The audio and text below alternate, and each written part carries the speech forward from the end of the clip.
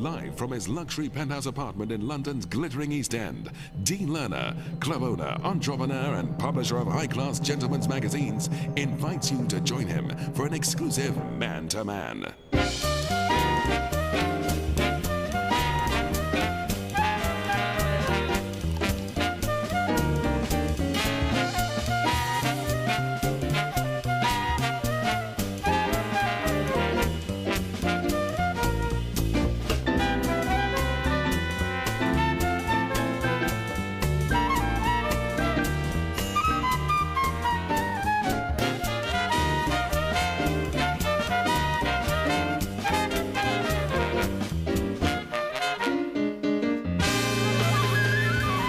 Welcome, Mr. Dean Lerner.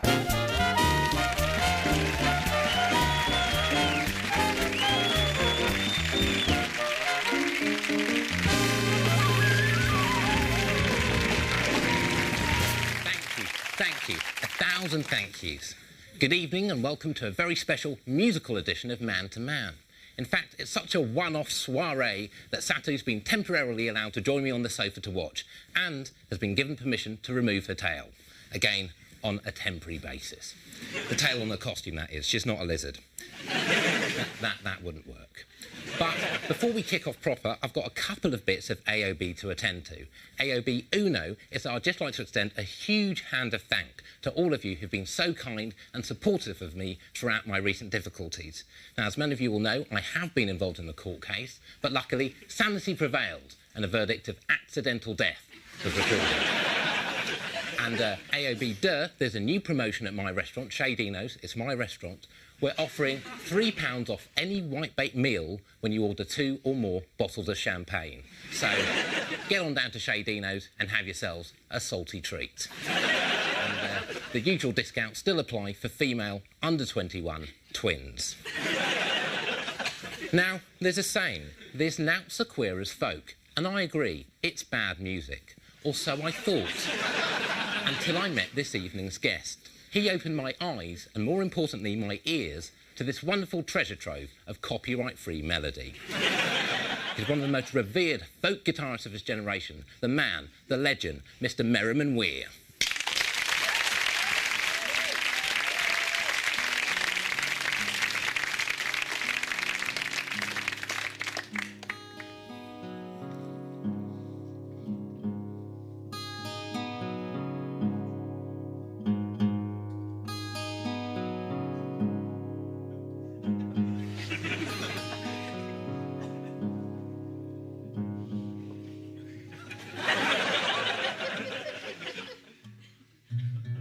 You can edit some of this out, can't you? We'll probably need to keep it in for running time, to be honest.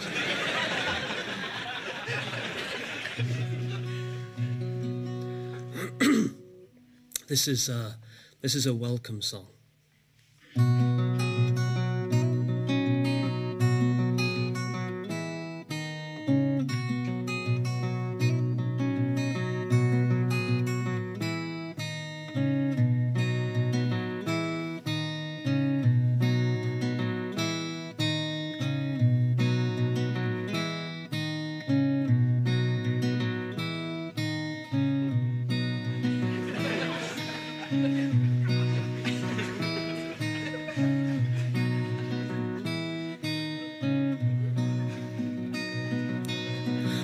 Sorry, I shouldn't have put the capo on.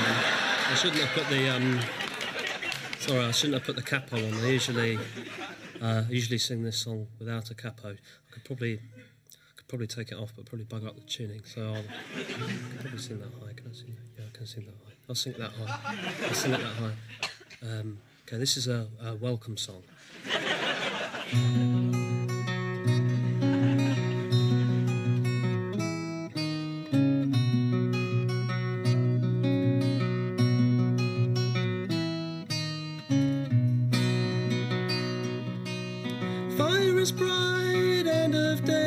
Sit ye down on a bed of hay, meat in the pot and dark by the door. Come drink my wine, but don't ask for more, 'cause that's all I could store. The harvest's been poor, and I've buried 4.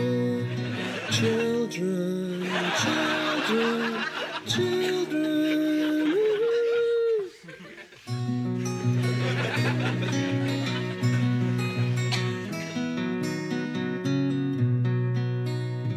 Thank you. Thank you.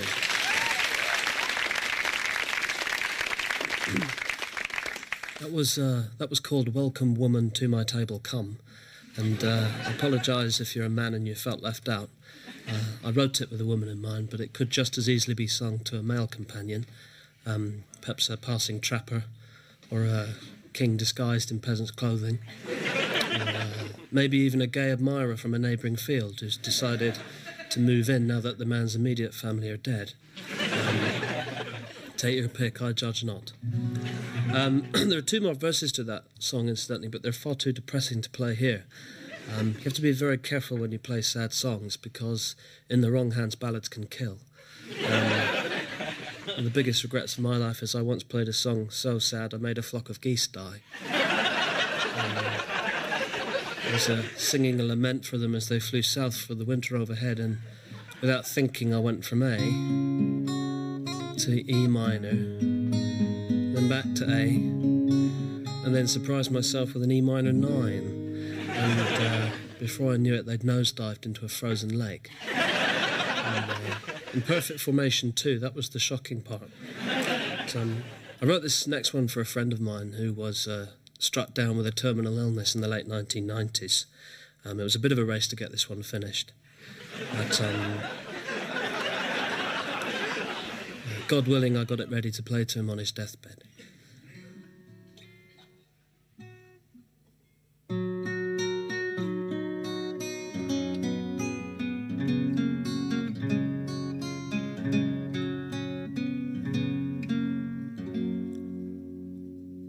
Sadly, at that point, he died. So he never got to hear the full version, which is probably a good thing, actually, as it was more of a critique than a celebration, really. Anyway, this next song's about lost love, literally a lost love. She went missing inside a garden maze on May Day past. It was one I designed, actually, during a particularly self-destructive period of my life. It had man traps. But it's called Loving You, and I recorded the original completely drunk, and I'm afraid that's the only version I remember.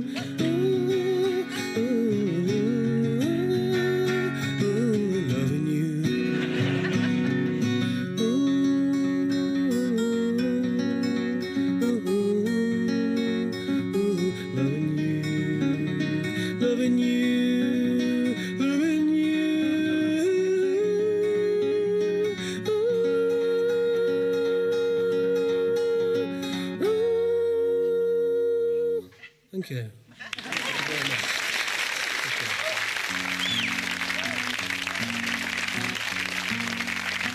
Thank you.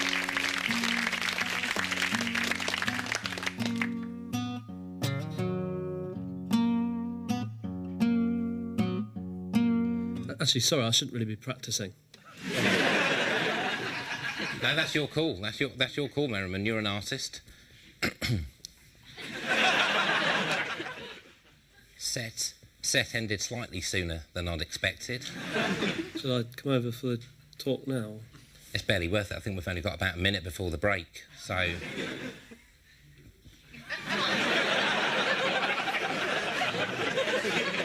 This is awkward.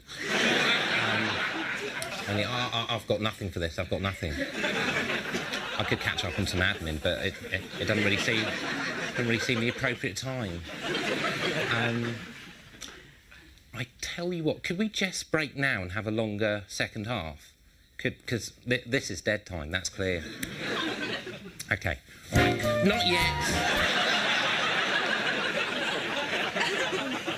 Please join us after the break when Merriman will be joining me for a conflab on the couch. Now.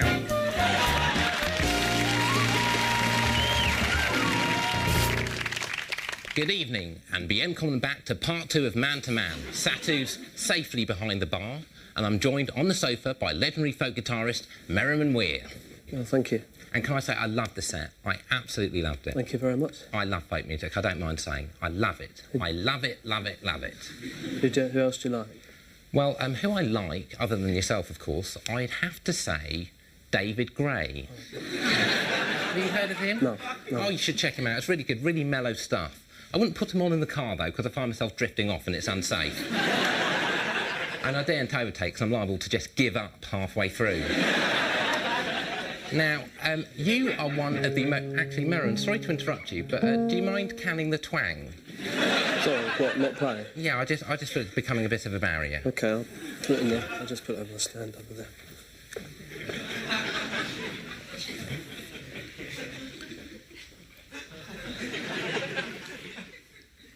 You're watching Man to Man with my special guest, Merriman Weir.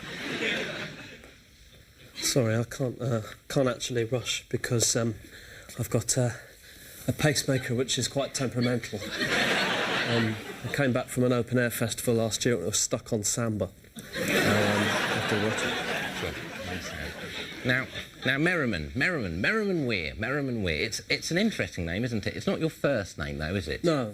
I started off as Heatherbuck Hairbredder, and I did one album as Tristan Woman, which was an album of medieval ploughing ballads. And actually, when I tour some parts of the country, I'm still just known as. Now, you were huge in the 70s. I mean, folk huge. You weren't popular. You were respected. But since then, it's been a rather sorry tale of hitching, dossing, busking on the underground and guitar tuition. What went wrong? Well, nothing really went wrong, actually. I've just never been very interested in sort of making it, you know. Yeah, clearly. Yeah. I just play music. I'm not, I don't really care about money. Yeah, well, I mean, that's why I was so pleased to become your manager. Because under the terms of the Dean Lerner 30-year management agreement, Merriman is guaranteed a weekly wage, minus expenses and postage, which means that he doesn't have to worry about royalties and publishing and rights and all of that boring stuff. I hold all of those things on trust for him via Dino Disc Records and their shareholders. And you've even got enough left over in brass each week for the odd flagon of mead, haven't you? Thank you. Now, I'm intolerably excited at the moment because we stand on the crest of the re-release of your seminal album, Gallows Man. Yeah.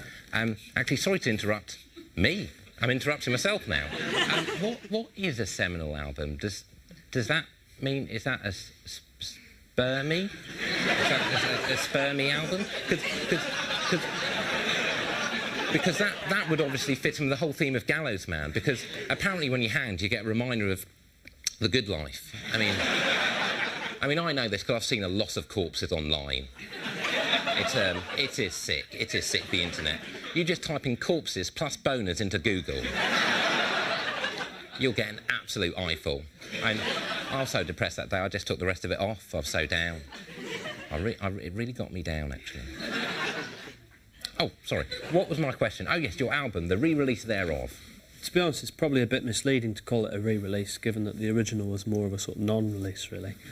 We sold 8 copies.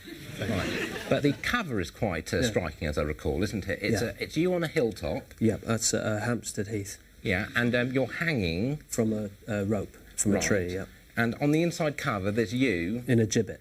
In a gibbet, trussed up like a Yuletide goose, with a group of children standing round. Do you think that might have affected album sales at all? Yeah, it's possible. Although, to be honest, I blame the production. Right, so often the case. Who produced it? I did. That's my own fault, because I wanted a rural feel to the album, so I insisted on recording it in my back garden, which unfortunately at the time backed onto the A12, so most of the album's interrupted by traffic. In fact, halfway through side 2 you can hear a major accident, I think. One track's just honking. And has that been removed by the remastering process at all? No, if anything, it's louder. Well, we're very fortunate because we've managed to track down an archive clip of Merriman performing the title track from that wonderful record. So let's take a look at that now. At 8 o'clock me true love said, a cock will crow in my barn hay. To her with pack from battle back, I journeyed home for many a day.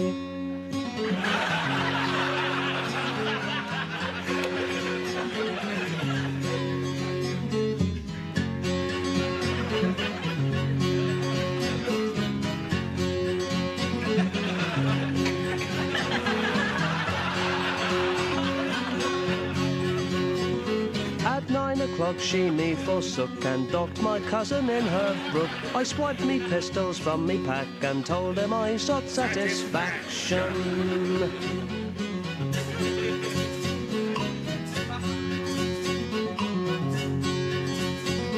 At 10 o'clock we took our stand and ruffle did I strike the band. At battle's drum me cousin call, I'll have your bits on pistol ball.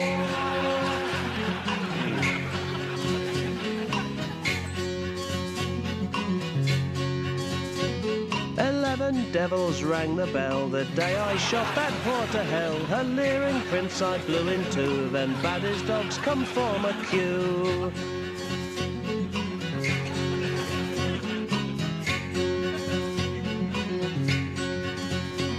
At 12 o'clock the judge he said, ye hang ye bastard till you're dead. So traveller hear me warning plain, don't shoot 4 people in the brain.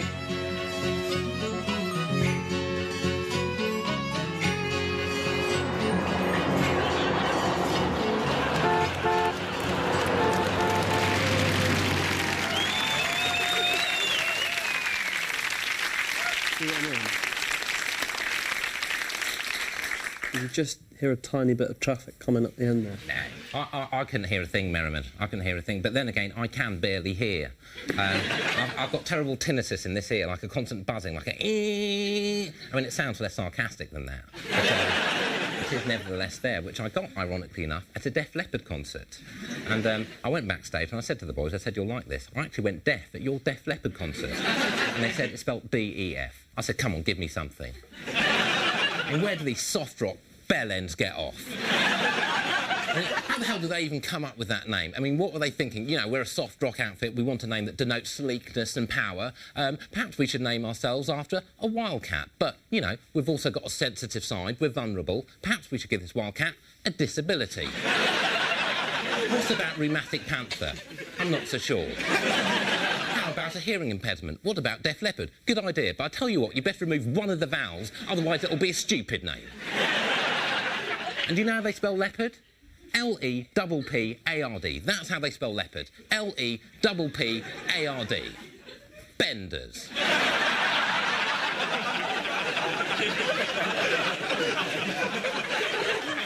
That said, let's get back to your album, which I understand has a very interesting recording history behind it. Yeah, well, it's basically referred to as my post-accident album. And it comes from an event that happened just as I was travelling home, actually, one night from the Cambridge Folk Festival that year. And it was very late at night, I remember. I was driving home on the motorway. And I was with Sally, my girlfriend at the time. She also sang with me. She sang bass. And we were driving along. It was very, very late at night. And I was growing tireder and tireder at the wheel. I was just falling asleep at the wheel. And so I pulled over into the lay-by to make a baby. And wound down the window. Let her legs out. Yep. and we were both dragged from the car and lynched. Lynched? Yeah. Lynched? Who by? Folk fans. Well, with fans like that, who needs enemies?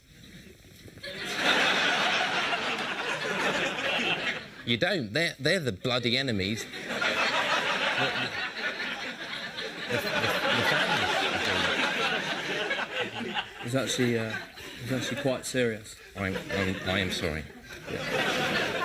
They took us out the car and they hung us from a tree by my guitar strings. And then the strain of that incident unfortunately led to my breakup with Sally, because she didn't think I'd handled the situation very well. Right.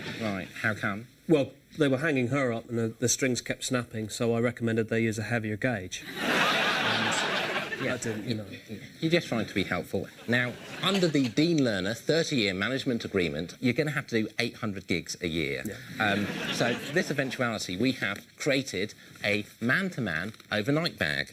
You've got everything you need right here. A twin pack of Gobblers jumbo rubbers, toothpicks, mouthwash, individual cereal packet, lube, talc, toilet paper, dental dam, spare pair of cufflinks, baby lotion, small packet of Fisherman's Friends, shoe polish, rope, gaffer tape, disinfectant, wet wipes, and a mini champagne bottle and ice bucket. And we've even chucked in a packet of guitar strings for you there. Right. Let's hope they're not heavy gauge. No, I think they're just normal. No, I meant, you know. What? I was just making a sort of light joke. Right. But, you know, I usually play light gauge, but I'm saying they're not heavy gauge in case I get hung by them. Right. Yeah. No, sorry. No, that is know. funny. I should have laughed. No, yeah. Okay. I tell you what I'll do. I'll laugh now, and we'll just cut it in later. No, you don't have to. Look, it's the least I can do. Okay. Heavy gauge. What do you like? Stop it.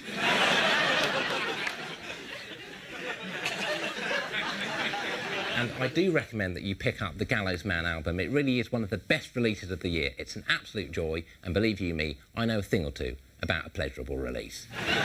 It's got a rather nice new cover, and I think we can see that now. Well, that just about wraps up the show, and all that remains for me to do is to thank once again my super guest, Merriman Weir, for talking to me, man to man. Thank you very much. And to thank you very much for watching. Thank you very much. And we'll play out now with the final track from Gallows Man. Where are you going?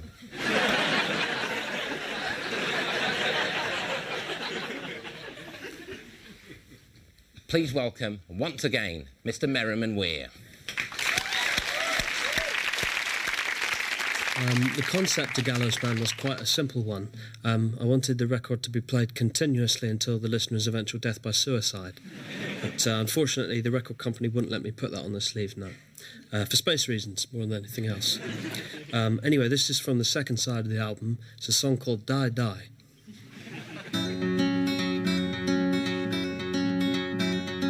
Dahi, dahi, dida-dum, die-die.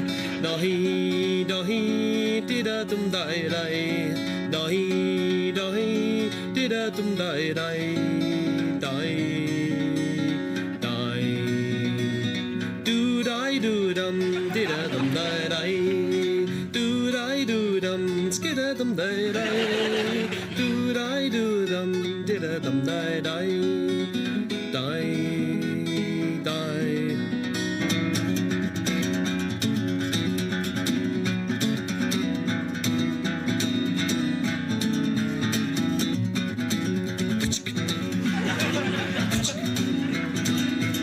Kill yourself.